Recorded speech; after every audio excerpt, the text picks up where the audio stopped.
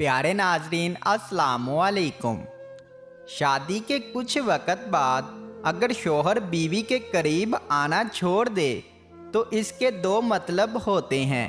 पहला मतलब इसे कमज़ोरी है, दूसरा मतलब इसे कोई और मिल गई है। औरत के दिल में शहवत इस वक़्त उभरती है जब इसका पेट भरा हो, और मर्द के दिल में शहवत तो इस वक़्त होती है जब वो गलत सुनता और गलत देखता हो। मर्द और औरत दोनों शोहरत के भूखे हैं और औरत अपनी भूख मिटाकर सारा इल्ज़ाम मर्द पर डाल देती है। औरत में सबसे कीमती खूबसूरत चीज़ इसकी हया है। अगर औरत बेहया हो जाए तो बाज़ारों में बेमोल बिकने लगती है।